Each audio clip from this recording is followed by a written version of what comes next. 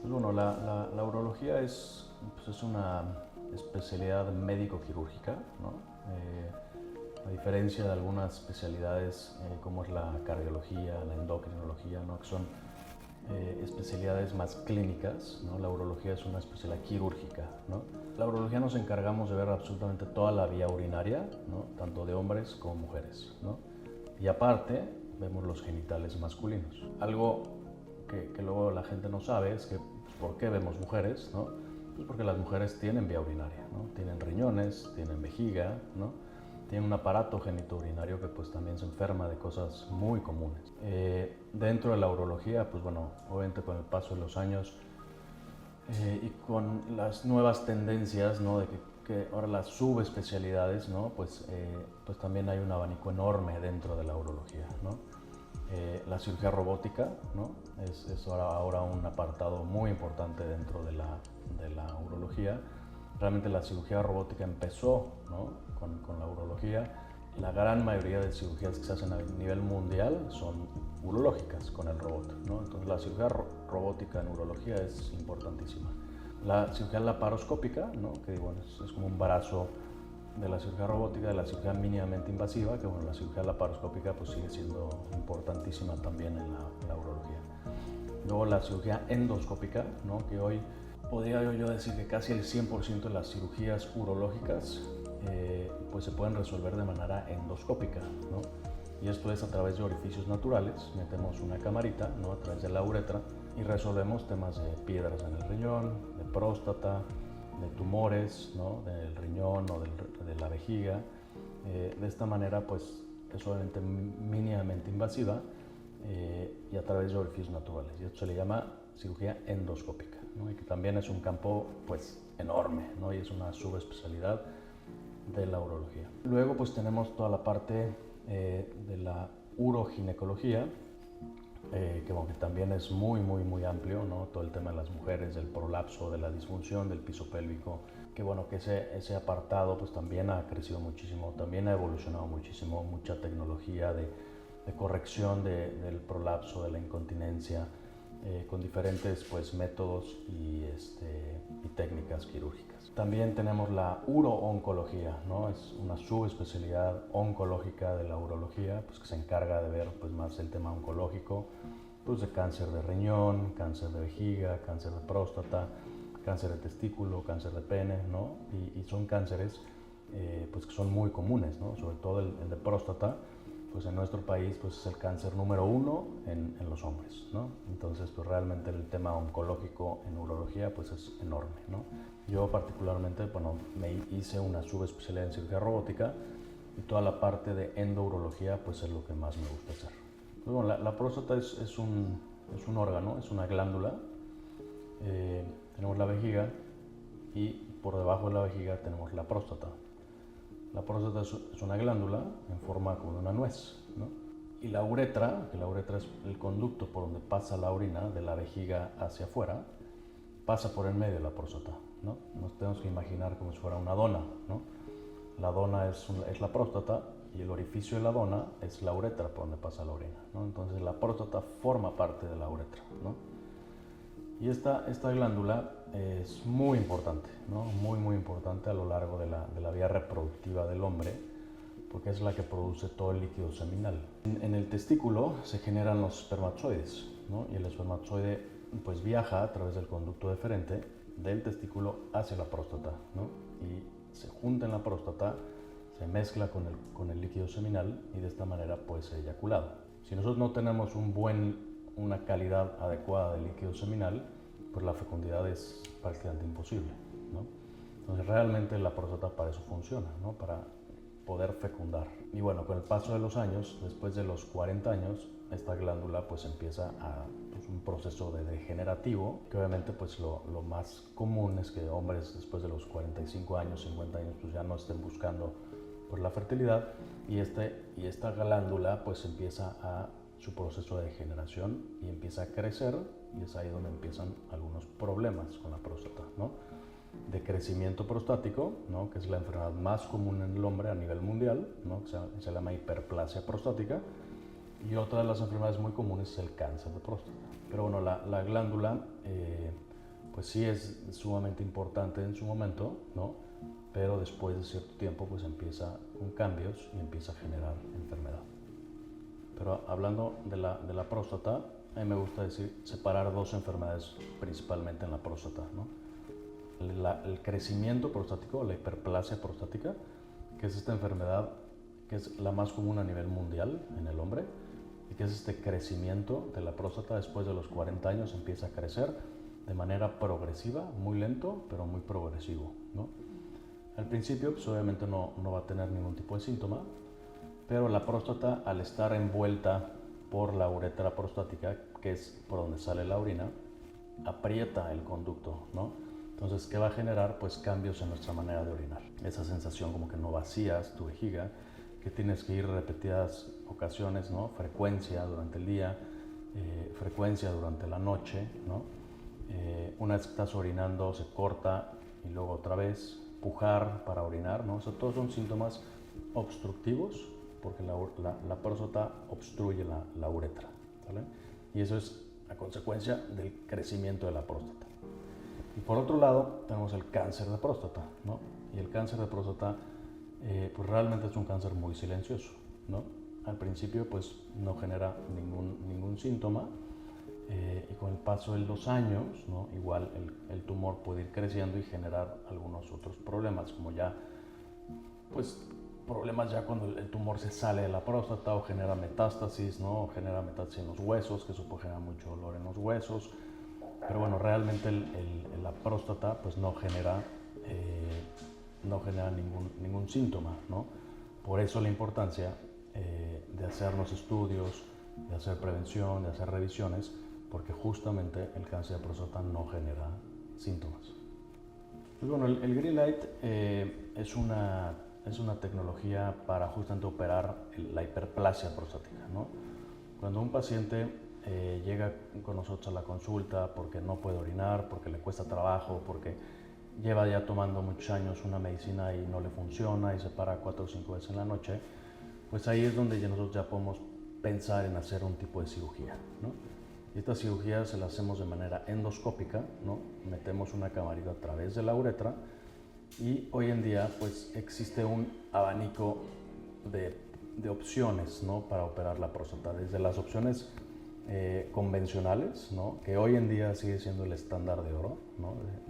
Para este tipo de cirugías, que se llama la resección transuretral de próstata, que es de lo que se lleva haciendo probablemente durante 80 años, ¿no?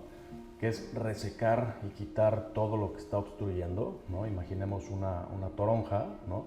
Donde quitamos todos los gajos de en medio y se queda la cáscara de la toronja, ¿no? Hacemos exactamente lo mismo con la próstata, se queda la cáscara y quitamos todo lo en medio, ¿no? ¿Cómo quitamos todo lo en medio? Es ahí pues las opciones que tenemos de tecnologías y de técnicas, ¿no? Realmente el principio de la cirugía es el mismo para todos, ¿no? Es quitar esto de en medio que está obstruyendo, ¿no? Lo que va a cambiar pues es cómo lo vamos a quitar, con qué lo vamos a quitar, ¿no? Entonces, como te decía, la técnica convencional pues es esta resección transuretral de próstata, que es a cortes fríos, ¿no? Donde tú cortas y cortas con una cuchilla fría todo el tejido que está obstruyendo, ¿no? Y de ahí pues han salido pues muchísimas técnicas. La técnica bipolar, ¿no? Que es una técnica similar a la convencional, pero con otro tipo de energía, que sangra un poquito menos, que tienes menos complicaciones. Digo, no es la técnica más nueva, ¿no? Digo, ya llevará pues, 10 o 12 años. Es una técnica muy segura, ¿no? Sobre todo porque justamente no sangra absolutamente nada el paciente, ¿no? Como usas un láser que vaporiza el tejido, ¿no? O sea, físicamente no existe el tejido porque lo vaporizas con el láser, coagulas al mismo tiempo y esto hace que prácticamente no sangra el paciente, ¿no? Entonces, durante muchos años esta técnica fue la que probablemente más se usaba en Estados Unidos y en Europa. Y hoy en día pues se sigue utilizando, ¿no? Es una excelente herramienta, ¿no? Y sobre todo por esto, ¿no? En pacientes pues que toman anticoagulantes, que tienen problemas de corazón, tienen próstatas muy voluminosas, que pueden sangrar muy fácil, sigue siendo una excelente técnica y una excelente opción de tratamiento en nuestros pacientes, ¿no? Y así como estas, pues hay muchas otras que han salido, ¿no? Hay una técnica de agua, ¿no? que inyectas cantidades importantes de agua a presión y de esta manera se desprende el tejido de la próstata. Y ahora la que estamos haciendo recientemente, que ya se volvió como una tendencia a nivel mundial, es el HoLEP, ¿no? Y el HoLEP es la enucleación prostática con láser de Olmio, ¿no? El láser de Olmio ya existía hace mucho tiempo para la fragmentación de piedras en el riñón, pero era un láser que se utilizaba de 30 watts, o sea, de baja potencia, que realmente no nos daba la potencia para poder operar el tejido prostático, ¿no? Entonces se han ido modificando estos láseres y hoy en día ya existe uno de 100 watts, que con estos láseres de alta potencia, pues el operar y el nuclear la próstata, pues se ha vuelto pues mucho mejor, ¿no? Y sobre todo, cuando operábamos las técnicas convencionales, el bipolar, incluso el green light, ¿no? Y muchas de estas técnicas que ya existían, nos dábamos cuenta que dejábamos una buena cantidad de tejido y que al paciente se le podía volver a crecer y podía volver a tener problemas en el futuro. Y lo que ha pasado con el HoLEP es que realmente tú te metes en un plano, ¿no? quirúrgico donde quitas prácticamente todo el tejido, ¿no? Entonces se ha vuelto una técnica que prácticamente todo el mundo ya la está adoptando como la técnica ideal, ¿no? Para operar la próstata, ¿no? Y bueno, y justamente es lo que ya estamos haciendo también ahorita aquí en el hospital. Pues bueno, sí, la realidad es que en la urología pues sí hay muchos pacientes mujeres, como decíamos, y una gran población de mujeres es justamente esta, ¿no? La que tiene incontinencia, la que tiene prolapso de órganos pélvicos. Y esto pues también es un mundo hoy en día enorme, ¿no? Y a mí la realidad es que personalmente a mí me apasiona este tema y estas pacientes, porque realmente están muy abandonadas, ¿no? Están muy abandonadas y muy poquita gente, muy poquitos expertos en la salud están haciendo algo al respecto hoy en día. Pero la realidad es que el síndrome de la menopausia genitourinario genera muchísimos cambios a nivel urológico en las mujeres desde la perimenopausia, ¿no? Sabemos que la menopausia tiene un punto que es cuando dejan de reglar, pero sabemos que aproximadamente 10 años antes empieza toda la perimenopausia y que empiezan estos cambios hormonales y estos cambios físicos y fisiológicos, pues no solamente en la vía urinaria, sino en todos los sistemas y aparatos, ¿no? Empiezan cambios cognitivos, empiezan cambios a nivel óseo, empiezan cambios musculares, cambios cardiovasculares, ¿no? Y todos los cambios genitourinarios que suceden y que sabemos que funcionan y sabemos que pasan, ¿no? Como es la atrofia vaginal, la resequedad vaginal, el prolapso del piso pélvico que hace que pues tengas vejiga caída o cistocele, ¿no? Y toda una serie de consecuencias, ¿no? Como son las infecciones urinarias de repetición, a consecuencia de todo esto. Durante muchísimos años como estigmatizado el uso de hormonales y el uso de suplementación hormonal por el tema del cáncer de mama, el cáncer cervicouterino, pero hoy en día está completamente comprobado que no genera cáncer la sustitución hormonal, sino todo lo contrario, ¿no? Te mejora el tema cognitivo, te mejora la salud ósea, te mejora la salud muscular, te mejora la salud cardiovascular, te mejora todo el tema genitourinario, te evita las infecciones urinarias, ¿no? Pero realmente ya hay gente y organismos que se han encargado en quitar estas labels, se llama el black box de las medicinas, que ya se quitaron porque ya se demostró que no da cáncer y que no da este tipo de enfermedades, sino todo lo contrario, ¿no? Entonces hoy en día pues ya empieza esta tendencia, esta ola de pro suplementación hormonal, ¿no? Pues porque funciona, ¿no? Y porque mejoran muchísimo los pacientes. Entonces está por un lado todo el tema hormonal de medicamentos y por otro lado pues también está todo el tema funcional, ¿no? Que pues hoy en día también hay muchísimas cosas, ¿no? Hay muchísimas terapias de estimulación, muchísimas terapias pues eléctricas, ¿no? Y que ayudan, ¿no? A todo esto de manera complementaria. La primera y más importante pues, es la ingesta de agua, ¿no? La ingesta de agua, a diferencia de lo que se decía hace muchos años, que todos teníamos que tomar 2 litros de agua, ¿no? eso pues ha venido a cambiar, ¿no? Es muy diferente el aporte o la necesidad de líquido que tiene una mujer, a un hombre, a una mujer de 1,20 o un hombre de 1,90, ¿no? La composición muscular, la composición de grasa, ¿no? O sea, hay muchísimas variables dentro de la fórmula para decir que todos necesitamos 2 litros de agua, ¿no? Entonces eso ya está en desuso, ¿no? Y por ejemplo, nosotros que vivimos en un lugar como Cancún, que aparte, ¿no?, de estas variables le metemos la variable de la humedad, del calor, pues es muy diferente. Todas las veces que vayamos al baño tenemos que ver el color de la orina, ¿no? Si el color de la orina es amarillo, ¿no?, en este como más concentrado, pues obviamente estamos deshidratados, ¿no? Entonces la orina debe estar prácticamente transparente. Cuando la orina está transparente, sabemos que estamos con un nivel de hidratación completamente adecuado, ¿no? Y esto, bueno, para la salud urinaria, pero también para evitar una de las enfermedades más comunes urológicas, que es la litiasis renal, ¿no? ¿Qué pasa en el riñón cuando la orina está concentrada? Pues las sales y los solutos y las sales se están pegando y se están formando las piezas. Cuando la orina está completamente pues, diluida, las sales están muy separadas y no se logran juntar, ¿no? Entonces un principio básico, ¿no?, de la gente que tiene piedras, o para evitar que se haga una piedra, pues estar con un estado de hidratación de manera constante. Entonces bien importante que todos los días veamos el color de la orina y que estemos hidratados. Pues bueno, el sistema Da Vinci, que es el robot, empezó en Estados Unidos hace aproximadamente como 18 años. En México tendrá como 12 años y es el sistema hoy en día a nivel mundial más grande que existe, ¿no?, de cirugía robótica.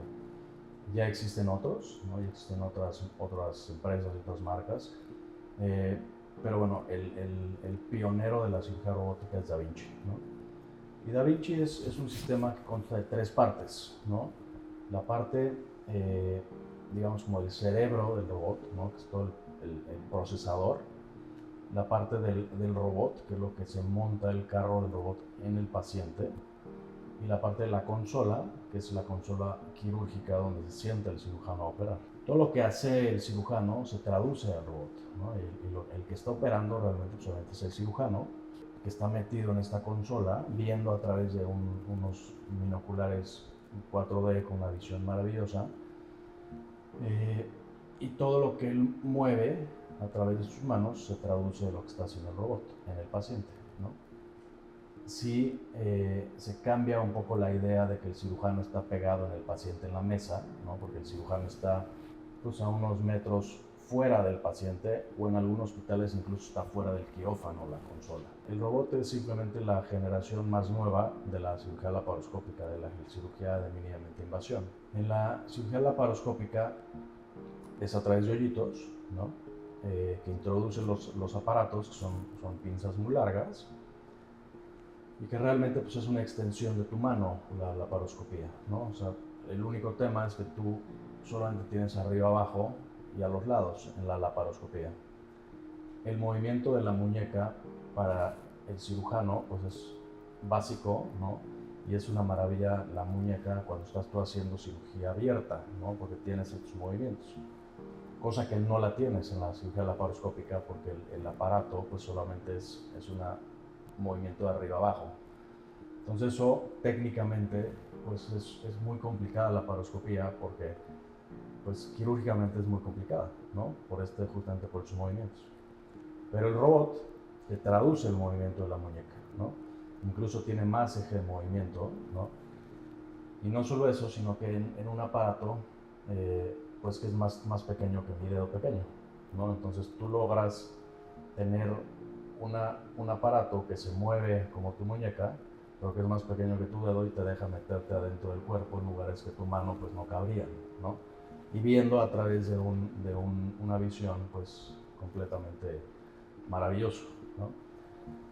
Entonces, si tú juntas todo eso, solamente la cirugía robótica pues tiene muchísimas ventajas, ¿no? Es mínimamente invasiva, te permite hacer disecciones y cosas muy finas, te permite llegar a lugares que no llegarías, mucho menos sangrado, preservas pues cosas que no podrías preservar ni con la laparoscopía ni con la mano. Lo que más hacemos con el robot pues es cáncer de próstata, ¿no? Quitar la próstata con el robot, porque la próstata por toda la parte de afuera está llena de nervios, todos los nervios de la erección.